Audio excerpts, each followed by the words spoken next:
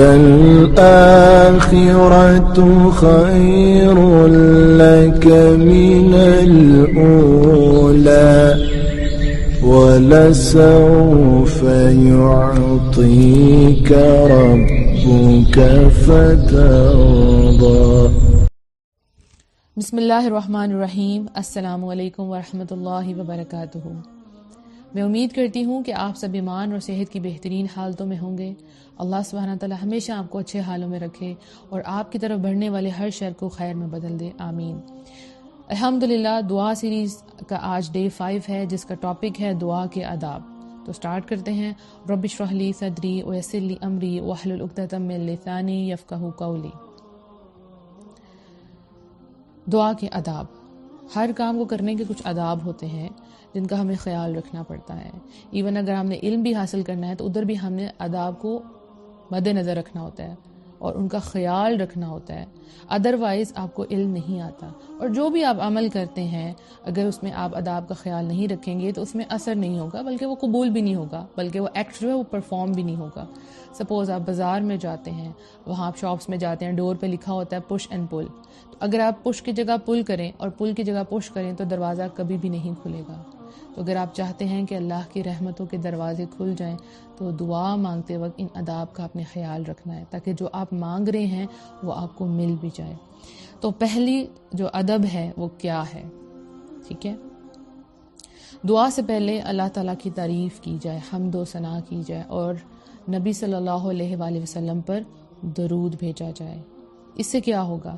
جب ہم اللہ سبحانہ تعالیٰ کی تعریف بیان کریں گے تو اللہ سبحانہ تعالیٰ ہماری دعاؤں کو قبول کرے گا، کیونکہ ہم اللہ سے سوال کر رہے ہیں۔ اور سوال کرتے وقت ہم نے یہ نہیں کرنا کہ ڈائریکٹ اپنی مانگ رکھتے ہیں، اللہ یہ چاہیے یہ چاہیے یہ چاہیے، نہیں، ہم نے اللہ کی تعریف بیان کرنی ہے۔ اس دنیا میں ہم لوگوں سے جب کوئی چیز مانگتے ہیں تو ان کی پہلے بڑی تعریف کرتے ہیں، پھر وہ چیز مانگتے ہیں، رائٹ؟ وہ تو آگے خوش آمد کے اندر، آپ نے کسی کی خوش آمد کی تو اس بندے نے وہ کام کر دیا، لیکن اللہ سبحانہ تعالیٰ کو آپ سے اپنی تعریف نہیں چاہیے۔ اللہ تو بے نیاز ہے، اللہ تو غنی ہے، ٹھیک ہے، اللہ کو تو تعریف نہیں چاہیے، ٹھیک ہے؟ تو پھر ہم تعریف کیوں کرتے ہیں؟ کیونکہ جب ہم اللہ سبحانہ تعالیٰ کی تعریف بیان کرتے ہیں تو اس پہ اجر و ثواب بھی ہمیں ملتا ہے اور سارا جو نفع ہے، پروفٹ ہے، وہ بھی ہمیں ملتا ہے۔ تو اللہ سبحانہ تعالیٰ چاہتے ہیں کہ بندے کے لیے بے پناہ اجر ہو جائے اور اس کی دعائیں قبول ہوں۔ اللہ کو آپ سے تعریف کروا کے نہ تو کوئی نفع ہوگا اور نہ ہی کوئی نقصان، کوئی پروفٹ کوئی لاس نہیں، یہ سب کچھ ہمارے اپنے لیے۔ اور اللہ سبحانہ تعالیٰ کو اپنی جو مدح ہے، حدیث کا مفہوم آتا ہے کہ اللہ سبحانہ تعالیٰ کو جو اپنی مدح سے زیادہ پسندیدہ کوئی چیز نہیں ہے، اس لیے اس نے اپنی مدح خود فرمائی ہے، یعنی خود اللہ سبحانہ تعالیٰ اپنی تعریف فرمائی ہے۔ جیسے قرآن میں آتا ہے الحمدللہ رب العالمین الرحمن الرحیم مالک یوم الدین۔ اس میں اللہ سبحانہ تعالیٰ کی تعریف ہے نا کہ سب تعریفیں اللہ ہی کے لیے ہیں جو تمام جہانوں کا پالنے والا ہے، رحمان ہے، رحیم ہے اور جزا کے دن کا مالک ہے۔ تو یہ بات تو آج ہمیں کلیئر ہوگی کہ ہم جب اللہ سبحانہ تعالیٰ کی تعریف کریں گے تو فائدہ اس میں ہمارا اپنا ہے، ٹھیک ہے؟ اب ہم جو ہے حدیث کا مفہوم دیکھتے ہیں۔ ایک دفعہ کا ذکر ہے کہ رسول اللہ صلی اللہ علیہ وآلہ وسلم بیٹھے ہوئے تھے کہ ایک آدمی داخل ہوا، اس نے نماز پڑھی، پھر اس نے کہا اے اللہ مجھے معاف کر دے اور مجھ پہ رحم فرما۔ تو نبی صلی اللہ علیہ وآلہ وسلم نے فرمایا اے نماز پڑھنے والے، تو نے جلدی کی، جب تو نماز پڑھے اور تشہد کی حالت میں بیٹھ جائے تو اللہ کی شان کے لائق اس کی حمد و ثنا کیا کر، پھر مجھ پر درود بھیجا کر، پھر اس کے بعد اللہ سے دعا کیا کر۔ راوی کہتے ہیں، یعنی روایت کرنے والے جنہوں نے یہ حدیث روایت کی ہے، پھر اس کے بعد ایک دوسرے آدمی نے نماز پڑھی، اس نے اللہ کی حمد و ثنا کی اور نبی صلی اللہ علیہ وآلہ وسلم پر درود بھیجا، تو نبی صلی اللہ علیہ وآلہ وسلم نے اس سے کہا اے نماز پڑھنے والے دعا مانگ، تیری دعا سنی جائے گی۔ الحمدللہ۔ تو ہم نے کیا کرنا ہے؟ اللہ سبحانہ تعالیٰ کی تعریف بیان کرنی ہے۔ لیکن جس کو اللہ کی قدر ہی نہ ہو، یعنی وما قدر اللہ حق قدرہ، اور انہوں نے اللہ کی قدر نہ کی جیسے کرنی چاہیے تھی، جن کو اللہ کی قدر ہی نہ ہو وہ اللہ کی تعریف کیا کریں گے؟ تو اللہ کو پہچانیں تاکہ آپ کے دل میں اللہ کی قدر آئے۔ جب اللہ کی قدر آئے گی تو تعریف خود بخود زبان سے نکلے گی، ٹھیک ہے؟ تو نبی صلی اللہ علیہ وسلم نے ایک آدمی کو یہ کہتے ہوئے سنا، وہ کہہ رہا تھا یا ذی الجلال والاکرام، تو آپ نے فرمایا تیری دعا قبول کی جائے گی تو اللہ سے مانگ، یعنی اس نے اللہ سبحانہ تعالیٰ کی تعریف بیان کی، اس کی دعا قبول ہوگی۔ تو تعریف آپ کو ضرور کرنی ہے، ہر دعا سے پہلے اللہ سبحانہ تعالیٰ کی حمد و ثنا بیان کرنی ہے، ٹھیک ہے، پورے دل کے ساتھ، پوری قدر کے ساتھ کہ واقعی اللہ اس تعریف کے قابل ہے کہ اللہ کی تعریف کی جائے، وہ رب العالمین ہے۔ دوسرا ادب کیا ہے؟ دوسرا ادب ہے اللہ تعالیٰ سے اسم اعظم کے ذریعے دعا کریں۔ اسم کیا ہے؟ ناؤن، یعنی کوئی بھی نام، رائٹ؟ اور اعظم کسے کہتے ہیں؟ عظمت والا، عظیم، بہت بڑا۔ تو کچھ دعائیں ایسی ہیں، کچھ کلمات ایسے ہیں جن کے اندر اسم اعظم ہے، اور ان کے ساتھ جب دعا کی جائے تو وہ قبول ہوتی ہے۔ یہاں میں آپ کو اپنی فیوریٹ دعا بتاتی ہوں۔ نبی صلی اللہ علیہ وسلم نے ایک آدمی کو یہ کہتے ہوئے سنا، اللہم انی اسألک بانی اشہد انک انت اللہ لا الہ الا انت الاحد الصمد الذی لم یلد ولم یولد ولم یکن لہ کفوا احد۔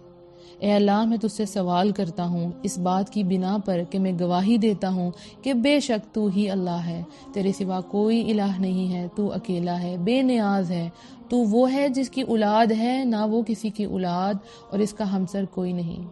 اس آدمی کی بات سن کر نبی صلی اللہ علیہ وآلہ وسلم نے فرمایا، اس نے اللہ کے اسم اعظم کے ساتھ سوال کیا ہے کہ جب کوئی اس کے ذریعے دعا مانگتا ہے تو قبول ہو جاتی ہے، اور جب کوئی سوال کرتا ہے تو اس کا سوال پورا کر دیا جاتا ہے۔ اللہ اکبر۔ تو جب ہم اللہ سے اسم اعظم کے ذریعے دعا کریں گے تو اللہ سبحانہ تعالیٰ وہ دعا قبول کرے گا۔ تو اس دعا کے اندر توحید کی بات ہے، ایمان کی بات ہے، اور اللہ کی تعریف بھی ہے، الحمدللہ۔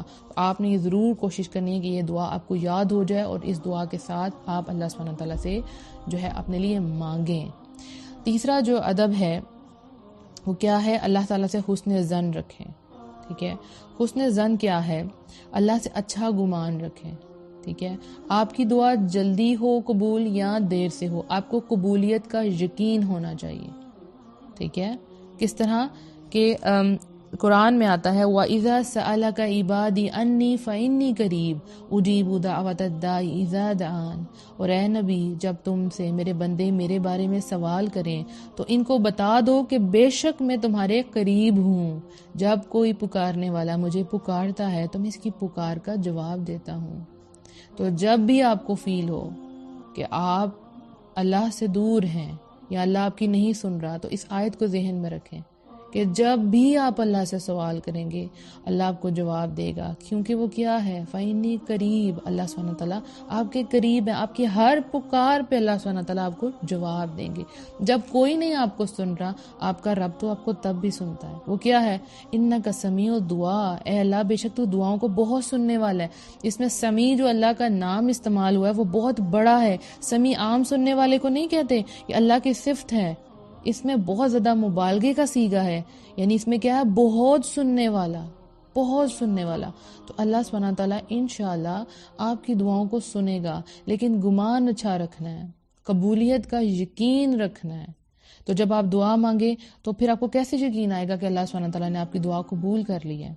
اس کے بارے میں سورہ ال عمران میں آتا ہے، ان کے رب نے ان کی دعا قبول کر لی اور جواب دیا کہ میں یقیناً کسی عمل کرنے والے کے عمل کو خواہ وہ مرد ہو یا عورت ضائع نہیں کرتا۔ تو جب آپ یہ آیات کو، ان کا ترجمے کو ذہن میں رکھتے ہیں تو پھر آپ کو دعا کی قبولیت پہ بھی یقین آ جاتا ہے کہ آپ جو بھی عمل کرتے ہیں اللہ اس کو ضائع نہیں کرتا، آپ جو بھی دعا کرتے ہیں اللہ سبحانہ تعالیٰ اس کو قبول کرتا ہے۔ وَقَالَ رَبُّكُمُ ادْعُونِي أَسْتَجِبْ لَكُمْ، اور تمہارے رب نے فرمایا کہ تم مجھے پکارو، میں تمہاری دعائیں قبول کروں گا۔ تو آپ نے اللہ سے مانگنا ہے۔ شرط کیا ہے؟ قبولیت دعا کے لیے بندے کو پکا یقین ہو کہ جو اس نے مانگا ہے انشاءاللہ اسے اللہ سبحانہ تعالیٰ عطا فرمائیں گے، انشاءاللہ انشاءاللہ۔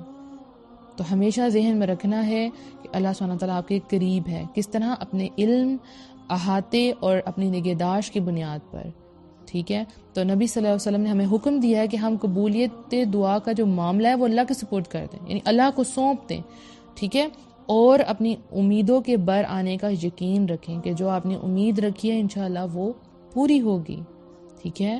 رسول اللہ صلی اللہ علیہ وسلم نے فرمایا اللہ تعالیٰ سے اس حال میں دعا کرو کہ تمہیں قبولیت کا یقین ہو۔ آپ نے جب دعا مانگنی ہے تو آپ یقین کے ساتھ دعا مانگے، اور جب یقین کے ساتھ دعا مانگے تو اپنا معاملہ پھر اللہ کے سپورٹ کر دیں، اللہ کو سونپ دیں۔ ہمیں اللہ کی رحمت بہت وسیع ہے، اس پہ یقین ہونا چاہیے۔ ہمیں اللہ کے فضل پہ یقین ہونا چاہیے کہ اللہ کا فضل بہت ہے۔ تو جب آپ دعا مانگے تو سچی امید اور خلوص کے ساتھ دعا مانگے، تو دعا کے قبول ہونے کی سچی امید ہونی چاہیے، ٹھیک ہے۔ اگر آپ کو امید ہی نہیں ہے تو اس دعا میں خلوص نہیں ہو سکتا، اس میں پیورٹی کبھی بھی نہیں آئے گی۔ آپ جب دعا مانگ رہے ہوں گے آپ کو یقین نہیں ہے تو آپ بالکل دل سے وہ دعا نہیں مانگ رہے ہوں گے۔ تو اللہ سبحانہ تعالیٰ تو آپ کو تب بھی عطا کرتا ہے جب آپ اللہ سے نہیں مانگ رہے ہوتے، یعنی کہ آپ بہت سی چیزیں اللہ سبحانہ تعالیٰ نے آپ کو بغیر مانگے دی ہیں، تو جب آپ مانگیں گے تو پھر اللہ سبحانہ تعالیٰ آپ کو ضرور عطا کرے گا، ٹھیک ہے۔ رسول اللہ صلی اللہ علیہ وسلم نے فرمایا، بے شک تمہارا رب شرم و حیا کا مالک ہے، وہ بڑا کریم ہے، وہ اپنے حضور میں اپنے بندے کے اٹھے ہوئے ہاتھوں کو خالی ہاتھ لوٹانے سے شرماتا ہے۔ یعنی آپ کے ہاتھوں کو خالی لوٹانے سے اللہ سبحانہ تعالیٰ شرماتا ہے۔ وہ کبھی بھی آپ کچھ مانگ رہے ہیں، ہو نہیں سکتا کہ اللہ سبحانہ تعالیٰ آپ کو عطا نہ کریں۔ سخاوت کی انتہا ہے نا، تو پھر اللہ سے مانگے، ضرور مانگے۔ تو جیسا آپ معاملہ کریں گے، یعنی دعا کے بارے میں جیسا آپ کا معاملہ ہوگا ویسے ہی آپ کو رسپانس کیا جائے گا، ٹھیک ہے۔ اللہ عز و جل فرماتے ہیں، میں اپنے بندے کے ساتھ اسی طرح کا معاملہ کرتا ہوں جیسا وہ مجھ سے گمان رکھتا ہے، اور میں اس کے ساتھ ہوتا ہوں جب وہ مجھے یاد کرتا ہے۔ یعنی حسن ظن رکھنا کتنا ضروری ہے کہ جس طرح سے آپ اللہ سے دعا کریں گے ویسا ہی آپ کے ساتھ معاملہ کیا جائے گا۔ تو بندے کو مایوس ہو کے، نا امید ہو کے دعا نہیں مانگنی، بہت یقین کے ساتھ دعا مانگنی ہے کہ اللہ ضرور میری دعا قبول کرے گا، مجھ پہ رحم کرے گا، ٹھیک ہے۔ اور جب ہمارا گمان اچھا ہوتا ہے نا تو ہم نیکی کی طرف بھی جاتے ہیں، ہم سے اچھے اعمال ہوتے ہیں۔ کیوں کہ دیکھیں، جب کوئی بندہ عمل کرتا ہے تو اس کے ذہن میں ہوتا ہے کہ اللہ سبحانہ تعالیٰ قبول کرے گا اور مجھے اس پہ اجر دے گا، تو پھر وہ اور زیادہ نیکیوں کی طرف جاتا ہے۔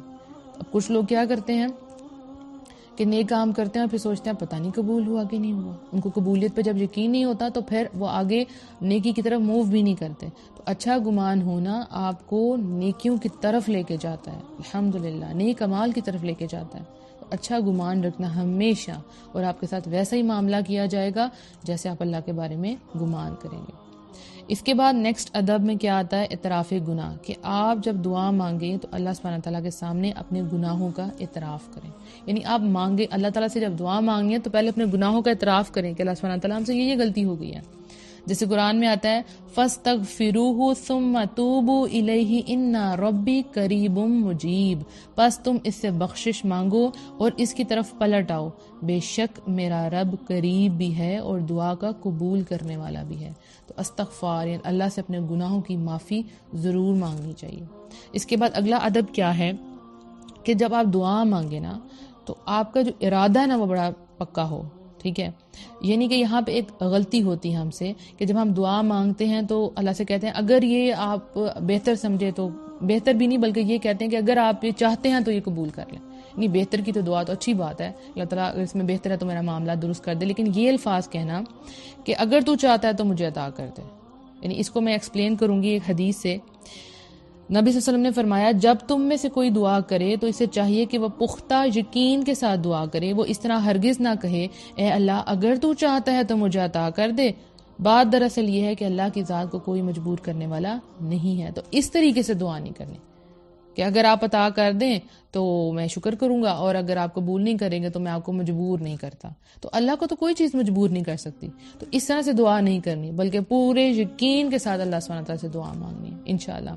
اس کے بعد نیکسٹ ادب میں آتا ہے کہ دعا جب آپ کریں تو اس کے الفاظ کو 3 دفعہ دہرائیں، اس میں ایک تاکید آ جائے گی اور پتہ چلے گا کہ جو مانگنے والا ہے اس کو کتنی زیادہ دعا کی لالچ ہے کہ اللہ سبحانہ تعالیٰ اس کو قبول کر لیں۔ تو 3 دفعہ مانگنے سے اس دعا میں اثر ہوتا ہے، جیسے کہ نبی صلی اللہ علیہ وآلہ وسلم نے فرمایا، جو شخص 3 دفعہ اللہ تعالیٰ سے جنت کا سوال کرتا ہے اس کے لیے جنت یہ دعا کرتی ہے، اے اللہ تو اس کو جنت میں داخل کر دے، اور جو شخص 3 دفعہ آگ سے اللہ کی پناہ طلب کرتا ہے تو اس کے لیے آگ یہ دعا کرتی ہے، اے اللہ اس کو آگ سے پناہ دے۔ تو جب 3 دفعہ آپ یہ کریں گے، کوئی بھی آپ نے دعا مانگی تو اس کو 3 دفعہ پڑھیں، ریپیٹ کریں اس کو، تو آپ کی دعا انشاءاللہ ضرور قبول ہوگی۔ اس کے بعد جب بھی دعا کریں تو جامع کلمات کے ساتھ دعا کریں، یعنی ایسے کلمات جو مفید بھی ہوں اور مختصر بھی ہوں، چھوٹے بھی ہوں اور اوتھینٹک بھی ہوں۔ تو اس میں سب سے اچھی بات کیا ہے کہ جیسے قرآنی دعائیں اور مسنون دعائیں ہیں یہی مانگا کریں۔ کبھی کبھی ہم بہت لمبی لسٹ اللہ سبحانہ تعالیٰ سے مانگتے ہیں لیکن اس میں ہمارا دھیان بھی نہیں رہتا، اور کبھی کبھی ہم بہت سی غلط چیزیں مانگ جاتے ہیں، بہت سے ایسے کلمات ہمارے منہ سے نکل جاتے ہیں جس سے اللہ سبحانہ تعالیٰ ناراض ہو جاتے ہیں. تو پھر ہم کون سے کلمات سے دعا مانگے؟ جو اوتھینٹک ہیں، یعنی جو مسنون ہیں، ان کے ساتھ آپ دعا مانگے. نبی صلی اللہ علیہ وسلم نے لمبی دعائیں بھی مانگی ہیں لیکن زیادہ تر چھوٹی دعائیں مانگی ہیں. جیسے نبی صلی اللہ علیہ وسلم نے فرمایا، دعا کرتے تھے، اللہم انی اعوذ بک من شر ما عملت و شر ما لم اعمل، اے اللہ میں تیری پناہ چاہتا ہوں ان کاموں کے شر سے جو میں نے کیے ہیں اور ان کاموں کے شر سے جو میں نے نہیں کیے. تو اس میں ہر قسم کا شر آ جائے گا. اتنی چھوٹی سی دعا، ایک لائن کی دعا ہے لیکن ہر قسم کے شر کا اس میں ذکر آ گیا. اے اللہ میں تیری پناہ چاہتا ہوں ان کاموں کے شر سے جو میں نے کیے ہیں اور ان کاموں کے شر سے جو میں نے نہیں کیے. اب چھوٹی سی دعا ہے لیکن کتنی جامع ہے نا، اور ہے بھی مسنون. ٹھیک ہے، اس طرح نبی صلی اللہ علیہ وسلم دعا کیا کرتے تھے، اور ربنا آتنا فی الدنیا حسنۃ وفی الآخرۃ حسنۃ وقنا عذاب النار، اے ہمارے رب ہمیں دنیا میں بھی بھلائی عطا کر اور آخرت میں بھی بھلائی عطا کر اور ہمیں آگ کے عذاب سے بچا لیں. تو اس دعا کے اندر ساری دنیا کی بھلائیاں آ گئی، ساری آخرت کی بھلائیاں آ گئی. ٹھیک ہے، الحمدللہ. اور جب آپ دعا مانگے تو آپ نے اس کے جو میننگ ہے اس پہ غور ضرور کرنا ہے. یعنی آپ اللہ سبحانہ تعالیٰ سے دعا کے ذریعے سرگوشی کر رہے ہیں نا، تو ہر کلمہ جب آپ کے منہ سے، ہر حرف جو ہے آپ کے منہ سے نکلے تو آپ کو اس کا میننگ آنا چاہیے اور پوری توجہ کے ساتھ آپ نے وہ دعا مانگنی ہے. ٹھیک ہو گیا. اور بہترین یہ ہے کہ آپ مسنون دعا مانگا کریں. ٹھیک ہے، دیکھیں کچھ کلمات ایسے ہوتے ہیں جو رحمان کو بہت پسند ہے، اللہ سبحانہ تعالیٰ کو بہت پسند ہے، زبان پر بہت ہلکے ہوتے ہیں، بڑے لائٹ سے، لیکن جب وہ مومن کے دل سے نکلتے ہیں تو رحمت کے فرشتے ان کلمات کو جلدی سے لے لیتے ہیں اور پھر ان کے لیے آسمان کے دروازے کھول دیے جاتے ہیں. الحمدللہ. اور ان کا جب وزن کیا جائے گا قیامت والے دن تو بہت زیادہ وزن ہوگا. تو پھر بہترین یہ ہے کہ ہم اللہ سبحانہ تعالیٰ سے مسنون اور جامع دعا مانگا کریں، چھوٹی ہو اور بہترین ہو اور اوتھینٹک ہو. ٹھیک ہے. اس کے بعد اگلا ادب میں آتا ہے دعا کرنے سے پہلے دعا کرنے والا اپنے لیے دعا مانگے. ایک تو یہ ہے کہ آپ جیسے جرنل دعائیں مانگتے ہیں، رائٹ، اس میں سب سے پہلے آپ نے اپنے لیے دعا مانگنی ہے. لیکن کبھی کبھی آپ کسی کے لیے اسپیسیفکلی کسی کے لیے دعا مانگتے ہیں، کسی کوئی مصیبت میں ہے تو آپ اس کے لیے صرف اسی کے لیے دعا مانگتے ہیں، وہ تو ایک علیحدہ بات ہوگی. لیکن جب آپ ویسے جرنلی جو بھی دعا مانگے تو سب سے پہلے آپ اپنے لیے دعا مانگے. اکثر لوگ یہ غلط کرتے ہیں، وہ سوچتے ہیں کہ نہیں پہلے ہم سب کے لیے مانگیں گے اور پھر اینڈ میں ہم اپنے لیے مانگیں گے. یہ طریقہ غلط ہے. آپ کہیں گے یہ کیسے؟ دیکھیں سورہ حشر میں آتا ہے، اے ہمارے رب ہمارے اور ہمارے بھائیوں کے جو ہم سے پہلے ایمان لائے ہیں گناہ معاف فرما دے. تو سب سے پہلے ذکر ہوا اے ہمارے رب ہمارے، اور بعد میں آیا ہمارے بھائیوں کے. سب سے پہلے دعا کس کے لیے ہوگی؟ اپنے لیے ہوگی. اسی طرح حضرت موسیٰ علیہ السلام کی دعا آپ کے سامنے ہے، اے میرے رب تو مجھے اور میرے بھائی کو معاف فرما اور ہمیں اپنی رحمت میں داخل فرما. تو سب سے پہلے اپنے لیے دعا مانگی، بعد میں اپنے بھائی کے لیے دعا مانگی. اس طرح حضرت ابراہیم علیہ السلام کی دعا ہے، ربنا اغفر لی ولوالدی وللمؤمنین یوم یقوم الحساب، اے ہمارے رب میری، میرے والدین اور سب مومنوں کی اس دن مغفرت کر دینا جس دن حساب ہوگا. تو سب سے پہلے کس کے لیے دعا مانگی؟ اپنے لیے اور پھر والدین کے لیے، رائٹ. تو طریقہ یہی ہونا چاہیے کہ سب سے پہلے اپنے لیے دعا مانگے، اس کے بعد سب کے لیے دعا مانگے.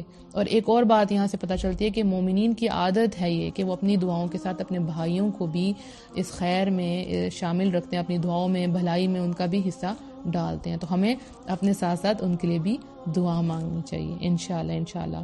اور اس کے علاوہ امپورٹنٹ جو ادب ہے وہ کیا ہے کہ دعائیں جو ہے مستحب اوقات میں مانگا کریں. یعنی وہ اوقات جن میں دعائیں قبول ہوتی ہیں اس میں دعائیں ضرور مانگا کریں.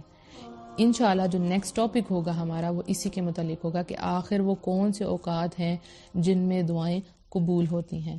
تو انشاءاللہ مجھے یقین ہے کہ آپ سب ان سب جتنے بھی میں نے آپ کو آداب بتائیں ان کا خیال رکھیں گے اور پھر دعا مانگیں گے، کیونکہ اکثر لوگ مجھے کہتے ہیں ہماری تو دعائیں قبول نہیں ہوتی. ٹھیک ہے، تو پھر ادب کا خیال نہیں رکھا جاتا تو کیسے دعائیں قبول ہوں گی؟ اب جب آپ ان اداب کا خیال رکھیں گے تو جیسے ہی آپ دعا کریں گے انشاءاللہ آپ کو یقین بھی آئے گا مانگنے کے بعد کہ واقعی آپ نے دعا مانگی اور ایسے مانگنی چاہیے تھی. آپ کو قبولیت کا یقین ہو جائے گا اور انشاءاللہ جس خیر کا آپ انتظار کریں اللہ سبحانہ تعالیٰ آپ کو وہ عطا فرمائے.